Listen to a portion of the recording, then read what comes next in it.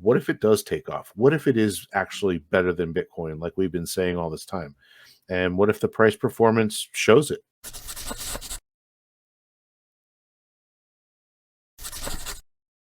I want to finish off with this. I postponed this topic for a couple of weeks. You and I brought it up by one of our fireside chats there a few weeks ago. But I do wonder this, and I think it's an apt question, especially with HEX just printing a godlike candle here the last couple of days. Do you think that people will, or when do you think they will, realize again and think about the value of HEX and locking it up and having a smart contract that prints you new HEX tokens over the course of a time that you choose? If you so choose, you don't have to use it that way. You can just hold the token, of course.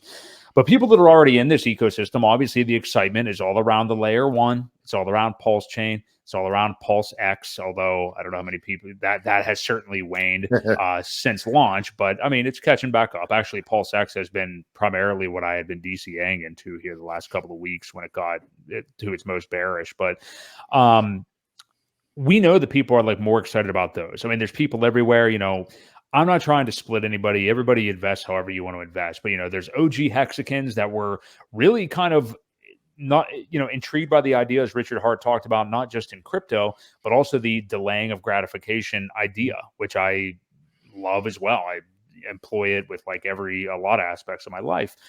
But what about like new people coming to this? I mean, like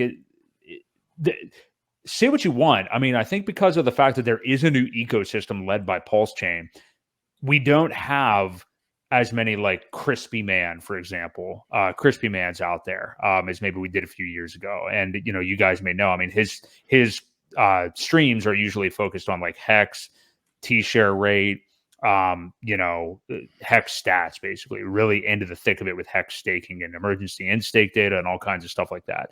Matty Allen, of course, talks a lot about that. He does his Time Pay Me project with Pulse itself. Do you think we're going to get people back into this market with a little bit less advertising, I think, just for straight HEX? Because, hey, if you want to say, guilty of it too. I mean, like we have a whole ecosystem to talk about here. Now, you and I, of course, both stake HEX, long and short term. But yeah, I guess what I'm asking is there going to be interest and focus back on HEX again and on this idea in a crazy volatile market like we have in crypto of staking long term, especially, and I'll give you one more caveat, even though we have EHEX pumping right now, if you look at just that chart from the top to the bottom, it's hard to look at it and be like, oh yeah, I'll do this for 15 years. You know what I mean? To like a new person coming in, even though, hey, we're in that already. There's no stopping it. I mean, we're staked out. So yeah, but I know I threw a lot at you there, but will people come back to the delay gratification mechanism? I don't know if people will come back streaming about just HEX as much, frankly, just because, we got this whole ecosystem. I don't know. Yeah. What do you make of that? There's so much to talk about. There's a lot of things, but I think the true RH max, I know you're in the chat, but the RH max people are going to always talk about this HEX staking, the share rate, how it always goes up and it never goes down. As the green candles come, people are going to want a place to park their money. I don't know if we'll see a lot of 5.555s. It's a long time. If Richard comes back streaming, one of his big things that he would always say is, imagine the people in Bitcoin, if they had a mechanism to lock them up and save them from all these downturns, look where they would be. Just one stake. Imagine if you had several thousand Bitcoin locked up that you couldn't touch without penalty. You would be pretty thankful for it, I think. So I think they will come back to it. Maybe not in the, like I said, the sense of the long stakers. But I think people should be throwing one or two of them out there. Why not? As we adopt more people, I think that number will go up. It's just going to be by a lot more people. It's not going to be like all right, Ewok's got 35 5555s out there. You know what I mean? Right. It's not. Uh, I mean, I probably do, but You probably do. You probably have like 78. well, I've got a That's bunch. okay. You know, I have a. I'll be flat out You honest. don't have, you don't have to do this. I have a Go ahead. 5555 at the first of every month, and I will continuously put one out there. And if I'm not around, my kids will be, so they'll be the ones that benefit from it. So Yeah. um, I just think that it's hard not to. It's hard not to delay the gratification and just what if you know.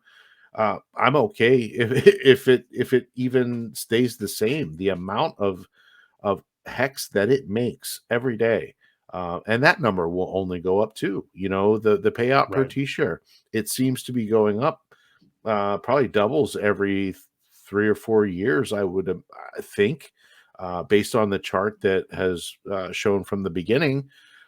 I think there's nothing wrong with that. So, you know, to each his own, and you know how um, I guess everybody's time frame is a lot different, and how Hmm. quickly they want that gratification.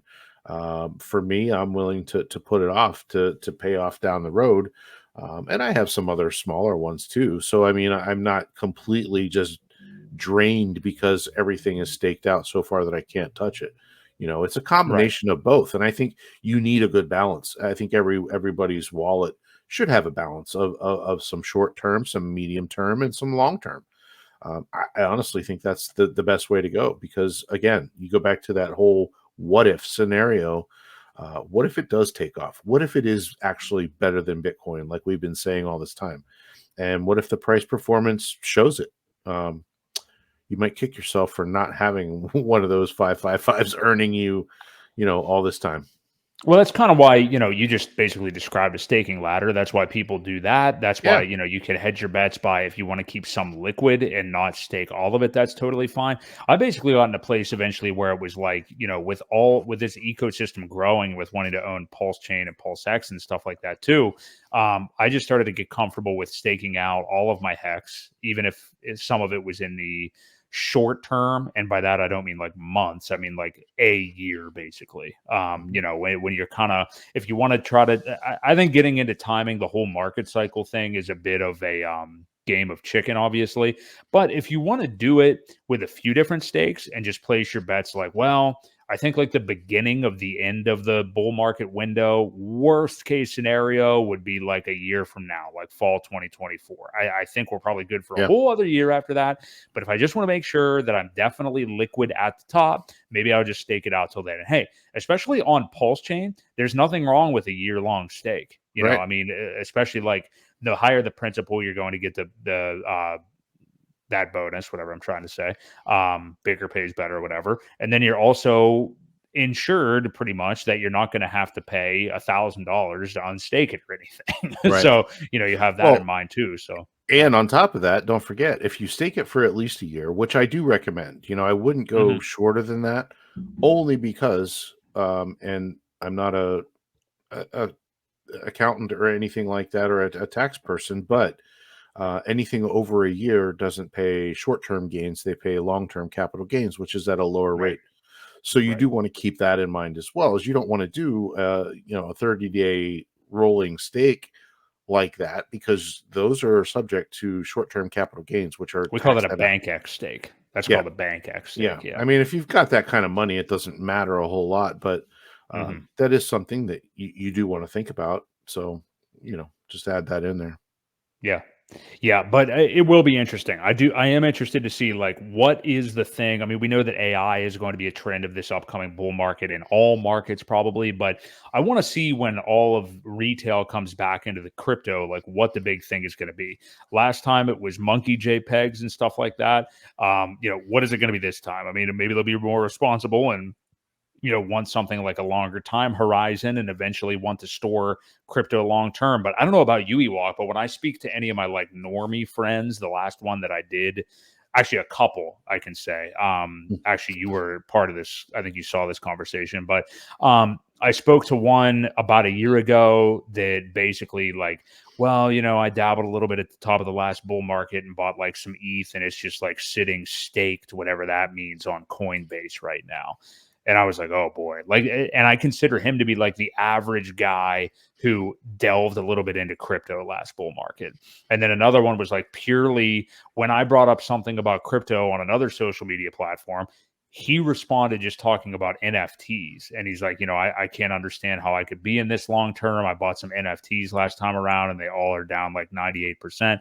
And I'm just like, that's not really, I mean, I'm not bashing NFTs. I mean, if you were to buy NFTs or whatever, that's fine. But that's not really like, people still have this lottery ticket mentality with crypto, even if they're buying like ETH, apparently, which to us is like a grandfather, allocation of the portfolio.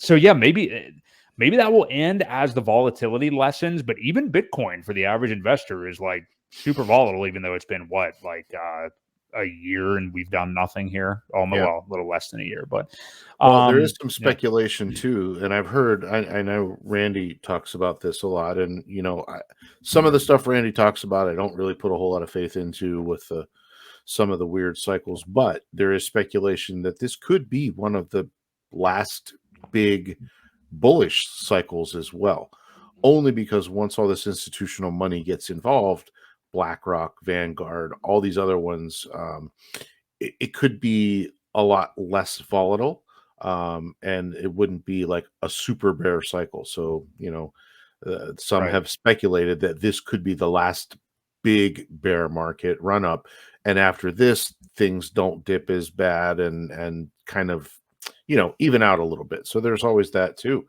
is we don't know, but we want to take advantage of it while we can. And again, DCAing right now and talking to friends, whatever, help them out. You want to have rich friends with you when you get rich too. So yeah, just make sure you pick the ones that aren't like douchebags and stuff. Yeah, like exactly. That. So yeah, people that you like now, you'll like later. Exactly. And hey, none of you guys in the chat are douchebags here tonight. So hey, we appreciate all you guys being here.